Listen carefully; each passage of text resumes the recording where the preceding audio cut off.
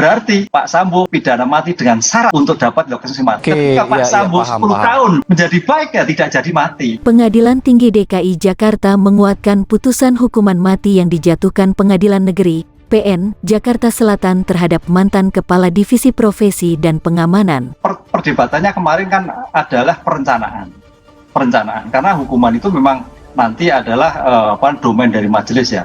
Perdebatan dari perencanaannya, kemudian dari peran aktor intelektual bahwa ternyata apa yang dilakukan Pak Sambo itu di luar ekspektasi, sehingga sampai adanya perintah. Tadinya misalkan perintah yang tadinya perintah hajar, tetapi pemerintah menembak. Bisa jadi perdebatan ini nanti, sehingga kalau sampai terjadi perbedaan tafsir antara hakim-hakim pengadilan negeri dan pengadilan banding, bisa jadi merubah putusan yang tadinya mati menjadi 20 tahun. Bisa jadi, atau bisa menjadi lebih rendah lagi. Ini kita nggak tahu.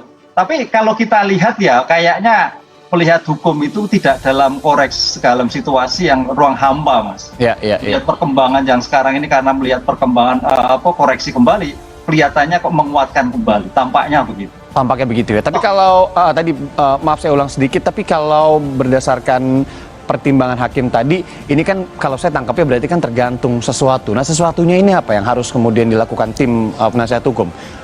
Membawakan bukti baru atau gimana, Prof? Bukti baru bisa. Makanya kemarin namanya dalam pengadilan negeri itu, kalau memang ada bukti-bukti lain, bahkan pemeriksaan kembali tersangka bisa, Mas. Mana pemeriksaan ulangan, bukti yang baru, bukti yang mungkin tercecer, itu bisa dilakukan.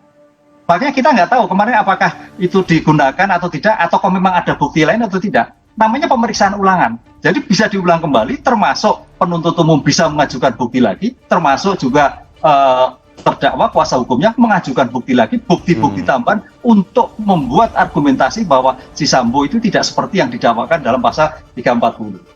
Begitu. Ini kita tahu di PN Jakarta Selatan sidang tingkat pertamanya kemarin sorotannya begitu kuat ya, Prof ya, hampir menyiarkan 4 bulan lah kurang lebih juga ya untuk breaking newsnya dan lain-lainnya. Kalau Anda melihatnya ini hal-hal semacam ini, kasus semacam ini, kemudian juga vonisnya pidana mati, ini akan seperti apa kalau prediksi Anda begitu ya? Ya, suatu dilematis, Mas Ir.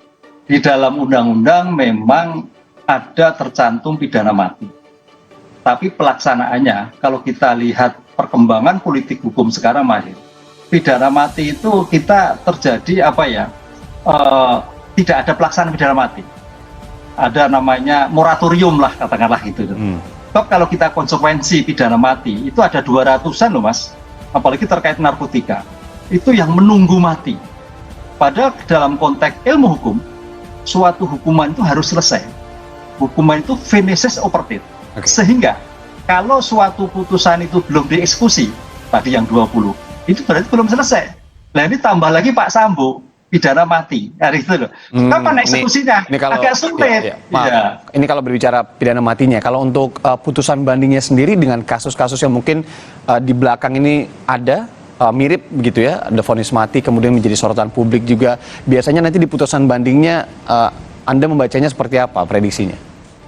Kalau pemeriksaan banding itu ada pemeriksaan ulangan, prediksi saya sama, Mas. Lain nanti kalau di PK. Pasti. Iya, maaf PK bukan kasasi. Karena di sana dalam pemeriksaan kasasi itu adalah pemeriksaan tentang hukumnya. Judek juris. Ingat, dalam ilmu hukum, 3 orang sarjana hukum bisa pendapatnya 3, bisa 4, bisa 5. Nah, itu. Kita berdua ini bisa 3, bisa 4, 5 melihat perspektif hukum, Mas. Itu yang kita agak menjadikan, ya bukan khawatir ya, ada suatu nanti gejolaknya sedikit. Kalau dari PN ke PT, saya kira itu kan hanya mengambil alih. Buktinya jelas akurat. Sehingga saya kira kok sama kan itu loh. Akan sepertinya prediksi Prof ini akan sama, tapi kalau naik lagi nanti ya, ada upaya hukum lain dari banding ke kasasi. Ini yang Anda prediksi akan berbeda nanti ya? Betul Mas. Karena pemeriksaan kasasi itu pemeriksaan tentang hukumnya, bicara tafsir